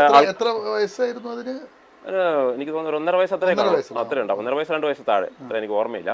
അപ്പോൾ അവർ നാട്ടുകാരെല്ലാം അവിടെ തെരച്ചിൽ നടത്തിയിട്ട് പറഞ്ഞു ഇവിടെ ഒന്നുമില്ല, ഒഴുകിപ്പോയി എന്ന് പറഞ്ഞു. നമ്മൾ അവിടെ സാധാരണ ചെയ്ത് കഴിഞ്ഞാൽ നമ്മളെ സെർച്ച് ചെയ്യുന്നൊരു രീതിയുണ്ട്. അത് എനിമിയെ കണ്ടുപിടിക്കുന്നതിന് വേണ്ടി searching ground locating the enemy, extended line formation. ഒരാൾ അവൻ്റെ ഫ്രണ്ട് മാത്രം നോക്കി പോകുക, അവൻ ഇടത്തോട്ടും പോകാൻ പാടില്ല, വലത്തോട്ടും പോകാൻ പാടില്ല. അങ്ങനെ 2-3 ലൈൻ ഇങ്ങനെ ഇടും, അതിനുശേഷം ക്രോസ് ചെയ്തിട്ട് അവിടെ നിന്ന് ഇങ്ങോട്ട് വിടും, തിരിച്ചും മറിച്ചു വിടും. അപ്പോൾ ഒരിക്കലും അവിടെ ഒരു സാധനം ഉണ്ടെങ്കിൽ നമുക്ക് നഷ്ടപ്പെടില്ല. അപ്പോൾ ഞാൻ അവിടെ എത്തിയ ഉടനെ പറഞ്ഞു, അപ്പോൾ മാതൃഭൂമിക്കാരൊക്കെ അവിടെ ഉണ്ടായിരുന്നു, ചാനലുകാരൊക്കെ ഉണ്ടായിരുന്നു. അപ്പോൾ നാട്ടുകാർ പറഞ്ഞു അങ്ങോട്ട് പോയിട്ട് കാര്യമില്ല, അവിടെ എല്ലാം ഒഴുകിപ്പോയി, അവിടെ നിന്ന് ഞങ്ങൾ നോക്കിയൊന്നുമില്ല എന്ന് പറഞ്ഞു. ഞങ്ങൾ വന്നാണല്ലോ, ഞങ്ങളുടേതായ രീതിയിൽ ഞങ്ങൾ നോക്കട്ടെ. അങ്ങനെ കുട്ടികളെ മുഴുവൻ എക്സ്റ്റൻഡഡ് ലൈൻ ഫോർമേഷൻ നിർത്തി, അഡ്വാൻസ് അവനവൻ്റെ ഫ്രണ്ട് മാത്രം നോക്കാൻ പറഞ്ഞു, ചേർത്ത് നിർത്തി. ഒരു 10 മിനിറ്റിനുള്ളിൽ ഞങ്ങൾക്ക് ഒരു തെങ്ങിന്റെ ചോട്ടുന്നു, അത് കൃത്യമായി നോക്കണമെന്ന് പഠിപ്പിച്ചിട്ടുണ്ട്. ഒരു തെങ്ങിന്റെ ചോട്ടുന്നു, വേരിന്റെ ഇടയിൽ കാല് കണ്ടു, കുഞ്ഞിന്റെ കാല് നോക്കി, അവരെല്ലാം നോക്കി ഒഴിവാക്കിയ സ്ഥലമാണ്. അതിനാണ് ഈ പറയുന്നത് സെർച്ചിങ് ഗ്രൗണ്ട്. അതെങ്ങനെ പഠിപ്പിക്കുന്നത് വെച്ചാൽ, നമ്മുടെ ഡ്രില്ല് പഠിപ്പിക്കുന്ന സമയത്ത് ഗ്രൗണ്ടിൽ നമ്മുടെ ഇൻസ്ട്രക്ടർമാർ എന്തെങ്കിലും സാധനം ഒളിപ്പിച്ച് നോക്കും, നമ്മളെ വേറെ സ്ഥലത്തേക്ക് വിടും. എന്നതിന് ശേഷം ഇത് കണ്ടെത്താൻ വേണ്ടിയിട്ട് 8-10 സാധനം അങ്ങനെ വെച്ചതിന് ശേഷം അഡ്വാൻസ് ചെയ്യിക്കും. അപ്പോൾ കാണാതെ പോയതിനൊരു പണിഷ്മെന്റ്, അവന്റെ മുമ്പിൽ അവൻ കാണാതെ കടന്നു പോയെങ്കിൽ അവന് പണിഷ്മെന്റ് കൊടുക്കും. അപ്പൊ കാണണം എന്നുള്ളത്. അപ്പൊ ഏതൊരു പോലീസുകാരൻ ഇത് കാല് കണ്ടു, ഇത് ഏതൊരു പോലീസുകാരനും നല്ലൊരു നിരീക്ഷകനായിരിക്കണം. ശത്രു എവിടെ നിന്ന് വരും നമുക്കറിയില്ലല്ലോ. അപ്പൊ നല്ലൊരു നിരീക്ഷകനെ, അതേ രീതിയിലുള്ള ട്രെയിനിങ് ആണ് ഈ കുട്ടികൾക്കും മോർണിംഗ് ഫൈറ്റേഴ്സിൽ കൊടുക്കുന്നത്, ദുരന്ത നിവാരണത്തിന് പോകുന്ന കുട്ടികൾക്ക്. അങ്ങനെ ഈ കുട്ടിയുടെ കാല് കണ്ടിട്ട് വേറെല്ലാം മാറ്റി ഞങ്ങൾ പെട്ടെന്ന് കുഞ്ഞിനെ എടുത്തു. അതാണ് ഒരു ഏറ്റവും ടച്ചിങ് ആയിട്ടുണ്ടായ. അതുപോലെ പിന്നെ എവിടെയാണ് ദുരന്ത മുഖത്ത് പോയിട്ട് അങ്ങനത്തെ ഇൻസിഡന്റ് ഒന്നും ഉണ്ടായിട്ടില്ല. അല്ല, ആളുകളെ മാറ്റി പാർപ്പിക്കാൻ പറ്റുന്ന സഹായം ചെയ്യുക. അവിടെ എത്തുമ്പോഴത്തേക്കും പഞ്ചായത്തായാലും അധികാരികൾ പറയുമല്ലോ, അത് ഇത് ചെയ്യുന്നല്ലോ പറയുമല്ലോ. അപ്പൊ കുട്ടികൾ അതിനനുസരിച്ച് സഹായം എല്ലായിടത്തും സ്വന്തം. ഇപ്പൊ താമരശ്ശേരി ചുരം വൃത്തിയാക്കാൻ പോയി, 200 കുട്ടികൾ ഞാനും തന്നെയാണ് പോയത്. നമ്മൾ ട്രാൻസ്പോർട്ട് ബസ് പിടിച്ചു, അവിടുത്തെ ഒരു സംഘടന വിളിച്ചിട്ടാണ് പോയത്.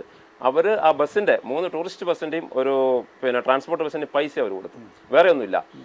അവിടെ പോയതിനു ശേഷം നമ്മൾ 10-200 അടി താഴ്ചയിൽ വർഷങ്ങളായിട്ട് കുടുങ്ങിക്കിടക്കുന്ന മാലിന്യങ്ങൾ കംപ്ലീറ്റ് കയറ്റി മാറ്റി, രാവിലെ മുതൽ വൈകുന്നേരം വരെ. അപ്പോൾ നമ്മുടെ നാട്ടുകാർ പ്രത്യേകിച്ച് ഒന്നും പറഞ്ഞില്ലെങ്കിൽ അതിലേ പോയ വിദേശ ടൂറിസ്റ്റുകൾ ഇത് കണ്ടിട്ട് കുട്ടികളെയൊക്കെ ചേർത്ത് പിടിച്ച് ഫോട്ടോ ഒക്കെ എടുത്ത് വീഡിയോ ഒക്കെ എടുത്തിട്ടാണ് അവർ പോയത്.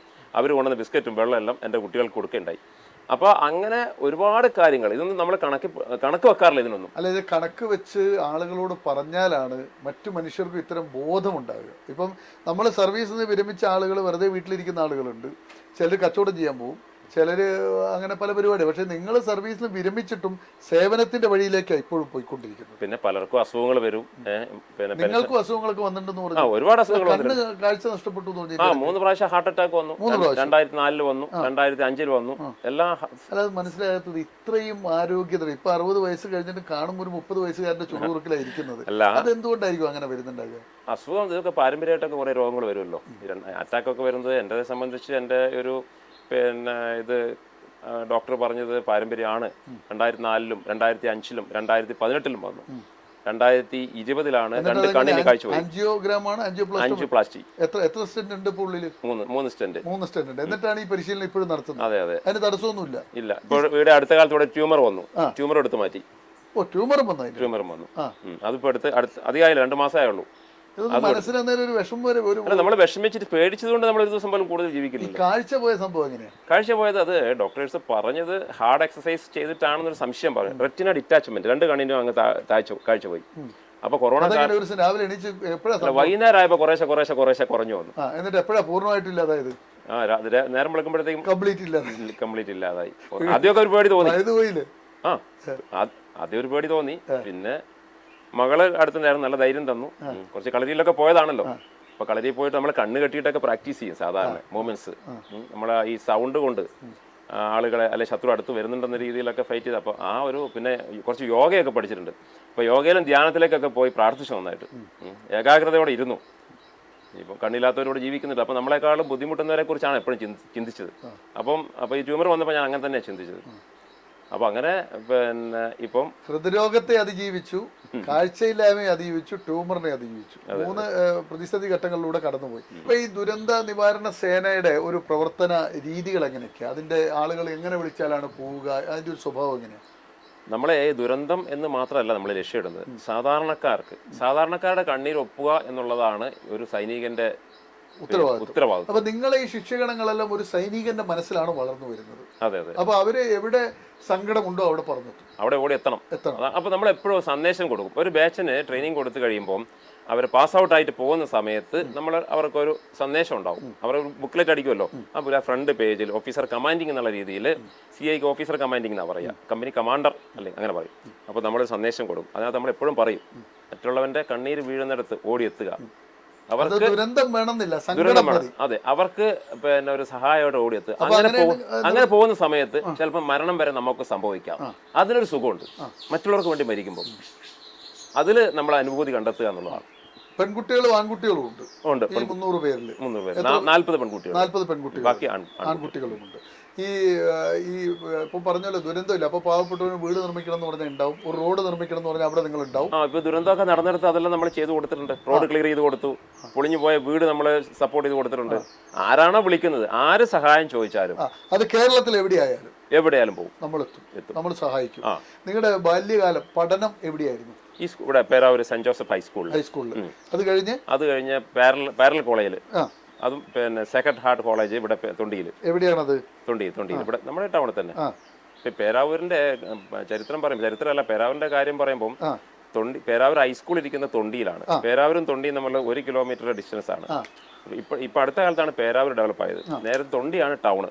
ബ്ലോക്ക് ഓഫീസൊക്കെ തൊണ്ടിയിലായിരുന്നു, പല സ്ഥാപനങ്ങളും തൊണ്ടിയിലായിരുന്നു. അപ്പം നമ്മള് തൊണ്ടിയാണ് സ്കൂളൊക്കെ. തൊണ്ടി സ്കൂളിൽ പഠിച്ചു, അവിടുന്ന് പേരൽ കോളേജ് പഠിച്ചു.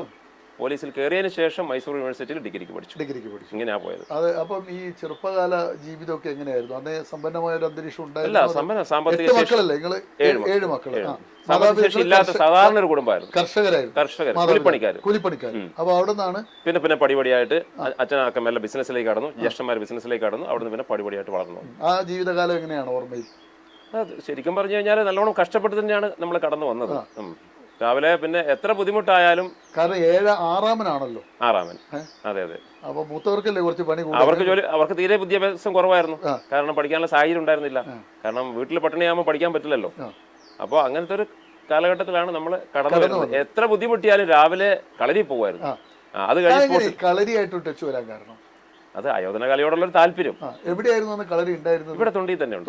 കളരി ഉണ്ട് കുറെ കാലം. അത് കഴിഞ്ഞ കേളകത്ത് ആന്റണി ഗുരുക്കളടുത്ത് പോയി, അങ്ങനെ പല ഗുരുക്കന്മാരുടെ അടുത്തും പോയി.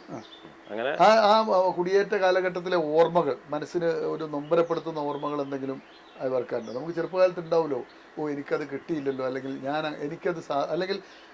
എനിക്കത് പറ്റിയില്ലല്ലോ, എനിക്കത് കിട്ടിയില്ലല്ലോ എന്ന് സങ്കടപ്പെടുന്ന അങ്ങനെ എന്തെങ്കിലും ഓർമ്മകൾ പങ്കുവെക്കാൻ? അത്ലറ്റിക്സിൽ നല്ല എന്നെ നേരത്തെ കണ്ടെത്താൻ കഴിഞ്ഞിരുന്നെങ്കിൽ നമ്മളെല്ലാവരും ഈ പേരാവൂർ എന്ന് പറയുമ്പോൾ വോളിബോളിന്റെ ഒരു നാടാണ്. പക്ഷെ ഹൈറ്റ് കുറഞ്ഞവരും ഹൈറ്റ് കൂടിയവരും എല്ലാവരും കളിക്കും വോളിബോൾ. അത് അതിനപ്പുറത്തേക്ക് വേറൊരു കളി അങ്ങനെ ഇല്ല. പക്ഷെ എൻ്റെ ശരീരം എന്ന് പറഞ്ഞ ഒരു അത്ലറ്റിക് ബോഡിയാണ്. അപ്പോൾ അത് പിന്നീട് പോലീസിൽ കയറിയപ്പോഴാണ് അവിടുത്തെ സുധാകർ ബാൽ എന്ന കോച്ച്, സ്പോർട്സ് ഡിവിഷന്റെ കോച്ച് പറയുന്നത്, നിങ്ങൾ 100 മീറ്റർ ഓടേണ്ട ആളായിരുന്നു, വോളിബോൾ കളിക്കേണ്ട ആളല്ല. ഈ ചെറിയ ഹൈറ്റും വെച്ച് നിങ്ങൾ വോളിബോൾ കളിച്ചിട്ട് വലിയ കാര്യമില്ല.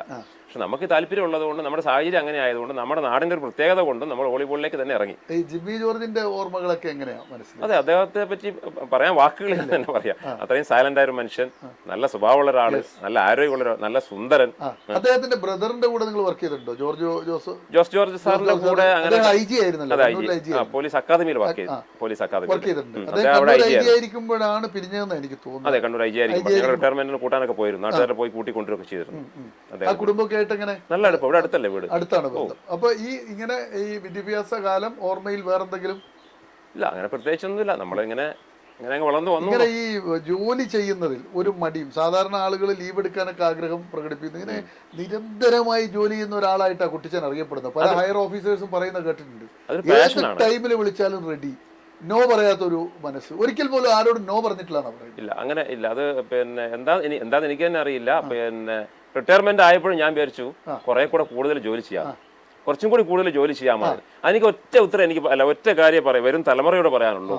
കുറച്ച് ഡിസിപ്ലിൻ നമുക്ക് കൂടിയത് കൊണ്ടോ അല്ലെങ്കിൽ കുറച്ച് ജോലി നമ്മൾ കൂടുതൽ ചെയ്തുകൊണ്ടോ നമുക്കൊന്നും സംഭവിക്കില്ല. നമ്മൾ കുറച്ച് കൂടുതൽ അധ്വാനിച്ചു, നമുക്ക് എന്താ സംഭവിക്കുക? ഒന്നും സംഭവിക്കില്ല. ക്ഷീണം വന്ന് നമ്മൾ ഭക്ഷണം കഴിക്കുന്നു. ഒരു സമയത്ത് നമ്മൾ ഇത് ജോലിയല്ലേ ചെയ്യുന്നുള്ളൂ. അപ്പൊ അതാണ്. അപ്പോൾ അവരെ കുറച്ച് ഡിസിപ്ലിൻ, മറ്റൊരാളെ സാറേ എന്ന് വിളിച്ചു. സാധാരണ ഒരു സിവിലിയനെ നമ്മൾ സാറേ എന്ന് വിളിച്ചാൽ നമ്മൾ ചെറുതായി പോയില്ല. അപ്പൊ ചില ആൾക്ക് അങ്ങനെ ഒരു ധാരണയുണ്ട്, എല്ലാവരും വാടാ പോടാ അല്ലെങ്കിൽ ചീത്ത വിളിക്കും മിക്കവാറും ആൾക്കാർ. ചെറിയ കാര്യത്തിനൊക്കെ പോലീസുകാർ ദേഷ്യപ്പെടുന്നവരുണ്ട്. എല്ലാവരും ഒരു 10%. പോലീസിൽ എല്ലാവരും മോശക്കാരാന്ന് ഞാൻ പറയുന്നില്ല. അപ്പോൾ ഒരു 10% അങ്ങനെ മിസ്റ്റേക്കില്ല. കൊറോണ കാലത്തൊക്കെ നമ്മൾ കണ്ടല്ലോ, അധികാരം കിട്ടുമ്പോൾ എന്തൊക്കെയോ കാട്ടിക്കൂട്ടുന്ന ആൾക്കാരുണ്ട്. അവരൊന്നും സെൻസിറ്റീവ് അല്ല, ഇല്ല ഇല്ല അല്ല, ഒരു ചെറിയ അനുഭവം ഉണ്ടായി, അത് പറയാം. എല്ലാവരും ഈ സെൻസിറ്റീവ് മേഖലയിലേക്ക്, ഈ തെറി വിളിക്കുന്ന, ഈ പാവങ്ങളെ തെറി വിളിക്കുന്നവരൊക്കെ സെൻസിറ്റീവ് മേഖലയിൽ ബോംബെറിയുന്നിടത്തോ കത്തിക്കുത്തുള്ളിടത്തോ പോകാൻ തയ്യാറാവില്ല. പാവങ്ങളുടെ മേത്ത് കയറാൻ നല്ല എളുപ്പമായിരുന്നു. അവിടെ പോകും. കോവിഡ് കാലത്ത് ഇവിടെ നമ്മുടെ തിരുവനന്തപുരത്ത് കഴക്കൂട്ടത്ത് റാലി, ആർമിയുടെ റാലി നടക്കുക. അപ്പൊ പലർക്കും കുട്ടികൾക്ക് ട്രെയിനിങ് കൊടുത്തു, പലർക്കും കോവിഡ് വന്ന് പോയിട്ടുണ്ട്. അപ്പോൾ ഒരു കുട്ടിക്ക് കുറച്ച് ടയർഡാന്നുള്ളത് അവിടെ എത്തിയപ്പോഴാണ് അറിയുന്നത്. ഇവിടുന്ന് പറഞ്ഞില്ല. ഇവിടെ സെലക്ഷൻ ട്രയൽ നടത്തിയപ്പം എല്ലാവരും തന്നെ 5:45 ഓടി എത്തിയിട്ടുണ്ട്. 1600 മീറ്റർ 5:45 മിനിറ്റ് 45 സെക്കൻഡിലൂടെ ഓടി എത്തിയവരെയാണ് കൊണ്ടുപോയത്. അവിടെ അവരുടെ ടൈം 5.5 മിനിറ്റാണ്. അപ്പോൾ ഒരു കുട്ടി, അമൽ ചന്ദ്രൻ എന്ന് പറഞ്ഞ ഒരു കുട്ടി, അന്ന് കൊറോണ വന്ന് കഴിഞ്ഞതാണ്. അവനും വാശി പിടിച്ചിട്ട് ഓടാൻ പോയി. അപ്പോൾ എനിക്ക് ടെൻഷനായിരുന്നു, കുഴഞ്ഞു വീണ പ്രശ്നമായില്ലേ. ലാസ്റ്റ് മൊമെന്റിലാണ് പറയുന്നത്. ആദ്യം പറഞ്ഞാൽ ഞാൻ കൊണ്ടുപോകില്ലായിരുന്നു, ലാസ്റ്റാണ് പറയുന്നത്. അപ്പോൾ ജോലി കിട്ടാനുള്ള, അല്ലെ കുടുംബത്തിലെ പട്ടിണി കൊണ്ട് ബുദ്ധിമുട്ട് കൊണ്ടായിരിക്കും, എങ്ങനെയും നല്ല സൈസുള്ള കുട്ടിയാണ്, കാഴ്ചയൊക്കെ കുഴപ്പമില്ല, നന്നായിട്ട് ഓടുന്ന കുട്ടിയായിരുന്നു. അപ്പോൾ കൊറോണ വന്നപ്പോൾ എന്തായാലും കുറച്ച് ഇമ്മ്യൂണിറ്റിയൊക്കെ കുറയുമല്ലോ. അപ്പോൾ ഈ കുട്ടി ഓടിക്കഴിഞ്ഞോ ഇല്ലയോ എന്ന് അറിയാൻ വേണ്ടി ഞാൻ അതിൻ്റെ ബാക്ക് ഗേറ്റിൽ പോയി. അപ്പോൾ ബാക്ക് ഗേറ്റിൽ ഒരു തിരക്കുമില്ല. അപ്പോൾ എൻ്റെ കൂടെ ഓട്ടം കഴിഞ്ഞ് കുറച്ച് പിള്ളേർ ഇപ്പുറത്ത് നിൽപ്പുണ്ട്. ഗേറ്റ് കഴിഞ്ഞ് ഒരു 20 മീറ്റർ ഇപ്പുറത്താണ് ഞങ്ങൾ നിൽക്കുന്നത്. അപ്പോൾ അവിടുന്ന് ഒരു സ്റ്റാർ വെച്ച്, ഇപ്പൊ ഗ്രേഡ് സമ്പ്രദായം ഉണ്ടല്ലോ, ഈ ഗ്രേഡ് സമ്പ്രദായത്തിൽ ഒരു സ്റ്റാർ വെച്ച് ASI എന്ന് വിളിക്കുന്ന ഒരു ഉദ്യോഗസ്ഥൻ ആരുടെ അവിടെ നിൽക്കുന്ന കുണ്ടച്ചി മക്കളെ പോടാന്ന്. അത് ഭയങ്കരമായിട്ട് ഫീൽ ചെയ്തു. എന്നെ മാത്രമല്ല, കുറച്ച് ആൾക്കാർ ഒന്നിച്ചാണ്. അത് ഭയങ്കരമായിട്ട് ഫീൽ ചെയ്തു. നിങ്ങൾ വിളിച്ചില്ലേ? അല്ല, നമുക്ക് അങ്ങനെ ആ സമയത്ത് അവരുടെ ഡ്യൂട്ടിയാണ്, നമുക്ക് പ്രതികരിക്കാൻ പറ്റില്ല. അവർ ആ ഗേറ്റിലാണ് നിൽക്കുന്നത്. അപ്പോൾ നമ്മളെ കുറെ മാറ്റുക എന്നുള്ള, പക്ഷേ മര്യാദയുള്ള ഭാഷയല്ല അത്. അവിടെ നിൽക്കാൻ പാടില്ല, അവിടെ നിന്ന് മാറി പോകണം എന്ന് പറഞ്ഞാൽ മതി. അതിന് പകരം ഈ രീതിയിലുള്ള ഒരു സംസാരം അവിടെ നിന്നുണ്ട്. അത് ഭയങ്കരമായിട്ട് ഫീൽ ചെയ്തു. റിപ്പോർട്ട് ചെയ്യാൻ ആ സമയത്ത് ഈ 120 കുട്ടികളെ കൊണ്ട് ഞാൻ പോകുന്നു. ഈ 120 കുട്ടികളുടെ കാര്യങ്ങൾ ഞാൻ നോക്കണം. ഇവനെതിരെ റിപ്പോർട്ട് എഴുതി കൊടുക്കാനോ പോലീസ് സ്റ്റേഷനിൽ പോകാനുള്ള സമയം എനിക്ക് അന്നില്ല. അതുകൊണ്ട് ദൈവം അവന് ശിക്ഷ കൊടുക്കട്ടെ എന്ന് വിചാരിച്ച് സ്വയം. അല്ല, എന്താണ് കുടുംബമൊക്കെ എങ്ങനെ? ഭാര്യ മക്കളൊക്കെ? ഭാര്യ ഇവിടെ കരിക്കോട്ട, ഇരട്ടിക്കടുത്ത് കരിക്കോട്ടക്കിലാണ് അവരുടെ വീട്. ഷേർലി. ജോലി ചെയ്യുന്നുണ്ടോ? ഇല്ല, ഹൗസ് വൈഫാണ്. നിങ്ങളുടെ ഡിഗ്രി കഴിഞ്ഞിട്ട് പിന്നെ ജോലിക്കൊന്നും വിട്ടില്ല. ഈ പ്രവർത്തനങ്ങൾക്കെല്ലാം പിന്തുണയായിട്ട് വീട്ടിൽ തന്നെ. മക്കള് 2 മക്കളാണ്. മൂത്തത് മോളാണ്, വെറ്റിനറി ഡോക്ടർ ആയിരുന്നു. ഇപ്പൊ അത് മാറി സെൻട്രൽ ഫുഡ് സേഫ്റ്റി ഓഫീസറായിട്ട് കൊച്ചിയിൽ വർക്ക് ചെയ്യുന്നു. പിന്നെ മകൻ കാനഡയിലെ ഇവിടുന്ന് ഇരിഞ്ഞാലക്കുട ക്രൈസ്റ്റ് കോളേജിൽ പഠിച്ചു BSc ഫുഡ് ടെക്നോളജി. അത് കഴിഞ്ഞ് ഹയർ സ്റ്റഡിക്ക് വേണ്ടിയിട്ട് കാനഡയിലാണ് ഉള്ളത്. അപ്പൊ ഇനി എന്തൊക്കെയാണ് അപ്പോൾ ഇതെല്ലാം ഇങ്ങനെ ചെയ്തുകൊണ്ടിരിക്കുകയാണല്ലോ. ഇനി ഫ്യൂച്ചറിൽ എന്തൊക്കെയാണ് പ്ലാൻ ചെയ്യുന്നത്? കാരണം നിങ്ങൾ റിട്ടയർ ചെയ്തു എന്ന് നിങ്ങൾ കരുതുന്നില്ല. കാരണം റിട്ടയർമെന്റ് ഒരു സാങ്കേതികം മാത്രമാണ്. എനിക്കിപ്പോൾ 62 വയസ്സാകാൻ പോവാണ്. 61 കഴിഞ്ഞു. പക്ഷെ കാഴ്ചയിൽ ഒരു 32 ആണ്. എന്തായാലും കുഴപ്പമില്ല. എന്തായാലും ഒരു അസുഖങ്ങളൊക്കെ വരും. ഇപ്പൊ എല്ലാവരും പറയും ഒരു അസുഖം ഇല്ല, ഓടുന്നുണ്ട്, ചാടുന്നുണ്ടെന്നൊക്കെ പറഞ്ഞു കഴിഞ്ഞാൽ നമ്മളല്ല ഇന്നലെ നാളെ ഇവിടുന്ന് കടന്നു പോകേണ്ടവരാണ്. പ്രായമാകുമ്പോൾ എന്തെങ്കിലും ചെറിയ ചെറിയ അസുഖങ്ങൾ വരും, നമ്മൾ ഇന്നലെ നാളെ വീണ് പോകും. അത് നമ്മൾ മനസ്സിലാക്കണം. എന്തായാലും നിങ്ങളുടെ മനസ്സിലുള്ള അടുത്തൊരു ആംബിഷൻ എന്താണ്? ആംബിഷൻ എന്ന് വെച്ചാൽ 70 വയസ്സ് വരെയെങ്കിലും ഇത് മോർണിംഗ് ഫൈറ്റേഴ്സ് ഇൻഷുറൻസ് അക്കാദമി കൊണ്ടുപോവുക, 1000 കുട്ടികളെങ്കിലും സേനയിൽ എത്തിക്കുക. അതാണ് എന്റെ ലക്ഷ്യം. അപ്പോൾ 210 ബാക്കി 800 പേരെയും കൂടി. അപ്പൊ ഇപ്പൊ ഈ കൊറോണ വന്നു, ഇപ്പം നമ്മുടെ ആർമിയുടെ സെലക്ഷൻ സിസ്റ്റം മാറി. അതൊക്കെ വളരെ ബാധിച്ചിട്ടുണ്ട്. കാരണം ഈ ഞാൻ പറഞ്ഞ കഴക്കൂട്ടത്ത് വെച്ച റാലിയിൽ നമ്മുടെ 90ഓളം കുട്ടികൾ ഓടിക്കേറിയിട്ട് കൊറോണ കാരണം എഴുത്ത് പരീക്ഷ നടത്തിയില്ല. അത് പിന്നീട് ഒരിക്കലും നടത്തിയില്ല. അവരെല്ലാം ചാൻസ് നഷ്ടപ്പെട്ടു. ഇപ്പം ഈ അഗ്നിപഥ് വന്നപ്പോൾ മെറിറ്റ് എന്താണ്? ഈ എത്ര വർഷത്തെ സർവീസാ? 4 വർഷം. 4 വർഷം ഒരു സർവീസ് നടത്തി അവൻ തിരിച്ചു വന്നിട്ട് പിന്നെന്താ ചെയ്യാൻ? അതാണ് ഇപ്പൊ എല്ലാവരും ചോദിക്കുന്ന ഒരു ചോദ്യമാണ്. അതിന് മെറിറ്റും ഉണ്ട്, ഡീമെറിറ്റും ഉണ്ട്. എന്താണ് മെറിറ്റ് നിങ്ങൾക്ക്? മെറിറ്റ് എന്ന് വെച്ചാൽ സാധാ കേവലം SSLC മാത്രം വിദ്യാഭ്യാസം ഉള്ള ഒരാൾക്ക് മറ്റ് ജോലി കിട്ടാൻ സാധ്യത വളരെ കുറവാണ്. ഇന്നിപ്പോൾ PSC പഠിച്ച് കയറി വരണമെങ്കിൽ PGക്കാരൊക്കെയാണ് പോലീസായിട്ട് വരുന്നത്. ബിടെക്കാര്, നഴ്സുമാര്, വക്കീലുമാര്, ഇവരൊക്കെയാണ് PhDക്കാരടക്കം പോലീസിലുണ്ട്. ഇപ്പോൾ ഇപ്പൊ അടുത്ത 10ാം ക്ലാസ് കഴിഞ്ഞവന് കിട്ടാൻ പറ്റിയ ഏറ്റവും നല്ല പണിയാണിത്. ഏറ്റവും എളുപ്പമുള്ള ജോലിയാണ് യൂണിഫോം. 4 വർഷം കൊണ്ട് അവൻ എത്ര ലക്ഷം കിട്ടുക? 4 വർഷം കഴിഞ്ഞാൽ അവന് സാലറിക്ക് പുറമെ ഒരു 12 ലക്ഷം 12 ലക്ഷം 4 വർഷം കൊണ്ട് കിട്ടും. അപ്പൊ അതൊരു പൈസയായി 4 വർഷത്തെ പരിശീലനമായി. പിന്നെ അവനൊരു നല്ല ഒരു അടിപൊളി ആളായിട്ട് തിരിച്ചു. അതാണ്. പിന്നെ ഇതിന്റെ മെറിറ്റ് എന്ന് പറഞ്ഞാൽ വന്നിട്ട് പഠിക്കുകയാണെങ്കിൽ പിന്നെ മറ്റെന്തെങ്കിലും ജോലിക്ക് ശ്രമിക്കാം.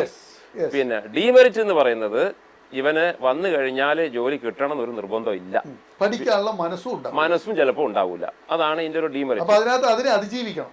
പഠിക്കാനുള്ള മനസ്സും വേണം. പിന്നെ 25% കുട്ടികളെ നല്ല മിടുക്കന്മാരെ അവിടെ നിർത്തുമെന്ന് പറയുന്നുണ്ട്. അതിപ്പം ഫസ്റ്റ് 2ാമത്തെ ബാച്ച് തുടങ്ങുന്നതല്ലേ ഉള്ളൂ. 5 വർഷം അല്ല 4 വർഷം കഴിഞ്ഞാലേ നമുക്ക് പറയാൻ പറ്റുള്ളൂ ഇനി വല്ല മാറ്റം വരുമോ. ഈ പറഞ്ഞ പോലെ അവര് 25% അവിടെ നിർത്തുമോ എന്നൊന്നും അറിയില്ല. എന്തായാലും ഒരു കാര്യം ഉറപ്പാണ്, ആർമിയിലേക്ക് പോകാൻ കേരളത്തിൽ നിന്ന് കുട്ടികൾ കുറഞ്ഞു. നമുക്ക് 2 AR ഓഫീസർ എന്തോ എണ്ണം കൂട്ടാൻ എന്താ ഇതിന് മാറ്റം വരുത്തണം. 4 കൊല്ലം എന്നുള്ളത് മാറ്റിയാലേ ഇവർ പോകുള്ളൂ. കാരണം 4 കൊല്ലത്തേക്ക് വേണ്ടി മാത്രം പോകുന്ന, ഞാൻ പറഞ്ഞില്ലേ തീരെ മടിയന്മാര്, നല്ല ഫിറ്റ്നസ് ഉണ്ട്, അവൻ SSLC ഉള്ളൂ അല്ലെ +2 ഉള്ളൂ, അവന് വേറെ ജോലി കിട്ടാൻ സാധ്യതയില്ലെങ്കിൽ അവൻ പോകും. അത് കൂടുതൽ പഠിക്കാനും PSC പഠിക്കാനും പിന്നെ ഇവിടെ നമ്മുടെ കേരളത്തിന്റെ എന്തെങ്കിലും ജോലിക്ക് താല്പര്യമുള്ള ശ്രമിക്കാൻ തയ്യാറുള്ളവരാണെങ്കിൽ പോകില്ല. അതാണ് ഇപ്പോ ഈ 4 കൊല്ലം എന്ന് പറഞ്ഞു കഴിഞ്ഞാൽ അത് കഴിഞ്ഞിട്ട് വന്നിട്ട് ജോലി കിട്ടാനുള്ള സാധ്യത. ഇപ്പൊ നമുക്ക് 2 AR ഓഫീസുകളാണ് ഉള്ളത് കേരളത്തിൽ.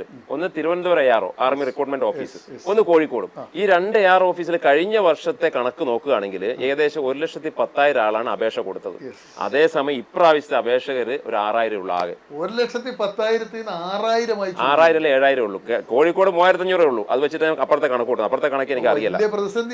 അതെ അതെ അതെ, വലിയ പ്രതിസന്ധി. ഒരുപാട് ആൾക്കാർ പിന്മാറി. നമ്മളെ ഇന്ത്യയിലെ സേനാ വിഭാഗങ്ങളിലേക്ക് കേരളത്തിന്റെ കോൺട്രിബ്യൂഷന്റെ കുറവാണ് നമ്മളിപ്പോൾ. അതെ അതെ അതെ, അത് വലിയ ദുരന്തമായിരിക്കും. കാരണം എന്താ, സേനയിൽ വലിയ സാന്നിധ്യം നമുക്ക് നിലവിലുണ്ട്. അതാണ് ഇല്ലാതാകാൻ പോകുന്നത്. മറ്റ് സ്റ്റേറ്റിൽ ഇത് കൂടും. വിദ്യാഭ്യാസം ഉള്ള ആളുകളുടെ എണ്ണം കുറവാണ്. നമ്മള് സമ്പൂർണ്ണ സാക്ഷരതയാണ്. എവിടെ പോലീസുകാർ തന്നെ MCOMകാരും BCOMകാരും എഞ്ചിനീയേഴ്സും MEdകാരൊക്കെയാണ്. ഇതൊരു വലിയ പ്രതിസന്ധി അതിനകത്തുണ്ട്. എന്തായാലും അതിന് മറികടക്കാൻ നമ്മുടെ സമയം തീരുകയാണ്. പ്രിയ പ്രേക്ഷകർ, ഞങ്ങൾ ഈ കുട്ടിച്ചനുമായിട്ട് സംസാരിച്ചപ്പോൾ ഒരു കാര്യം നമുക്ക് ബോധ്യമുണ്ട്. പ്രായം ഒരു പ്രശ്നമല്ല, മനസ്സാണ് പ്രധാന ഘടകം. സർവീസിൽ നിന്ന് വിരമിച്ചിട്ടും അദ്ദേഹം ചെയ്ത കാര്യങ്ങൾ നിങ്ങളിവിടെ വരിയായി കേട്ടു. ഇനിയും ഒത്തിരി പറയാനുണ്ട് അദ്ദേഹത്തിന്. പക്ഷെ എല്ലാത്തിനും ഒരു സമയപരിധി ഉണ്ടല്ലോ. ഞങ്ങളുടെ സക്സസ് സ്റ്റോറിയുടെ സമയവും അവസാനിക്കുകയാണ്. അദ്ദേഹം പറഞ്ഞു, ഇപ്പോൾ ഈ പറയുന്ന 200 പേർ സർവീസിൽ കയറി 5,000 പേരെ പരിശീലിപ്പിച്ചു. അദ്ദേഹത്തിൻ്റെ ലക്ഷ്യം 1000 പേരെ സർവീസിൽ എത്തിക്കുക എന്നുള്ളത്. അത് ഈ പ്രദേശത്ത്, ഈ ഗ്രാമീണ അന്തരീക്ഷത്തിൽ ഇതൊക്കെ ചെയ്ത് ഈ മാത്രമല്ല ഈ പരിശീലിച്ച കുട്ടികൾക്കൊക്കെ ഉറച്ച ഒരു മനസ്സ്, ആരോഗ്യമുള്ള ഒരു ശരീരവും ആരോഗ്യമുള്ള ഒരു മനസ്സും കിട്ടുന്നു എന്നുള്ളതാണ് വലിയ പ്രാധാന്യം. അദ്ദേഹം ചർച്ചയ്ക്കിടയിൽ പറഞ്ഞു, ഒരു പണിയും ഇല്ലെങ്കിലും കിടന്നുറങ്ങില്ല, അവൻ 5 മണിക്ക് എണീക്കും എന്ന് പറയുന്ന ആരോഗ്യമുള്ള ഒരു തലമുറയെ വാർത്തെടുക്കാൻ സൗജന്യമായി കുട്ടിച്ചൻ നടത്തുന്ന പ്രവർത്തനങ്ങൾ നമുക്ക് കാണാതിരിക്കാൻ കഴിയില്ല. പിന്നെ സ്വന്തമായി ഒരു ദുരന്ത നിവാരണ സേന, അത് പാവപ്പെട്ടവൻ്റെ കണ്ണീരൊപ്പാൻ എവിടെ വിളിച്ചാലും ഞങ്ങളുണ്ട്. 300 പേരടങ്ങുന്ന ഒരു സേന. അത് നമുക്ക് മാതൃകയാണ്. വിലപ്പെട്ട ഇത്രയും സമയം ഞങ്ങൾക്ക് വേണ്ടി ചെലവഴിച്ച കുട്ടിച്ചന് സക്സസ് സ്റ്റോറിയുടെ നന്ദി. നമസ്കാരം.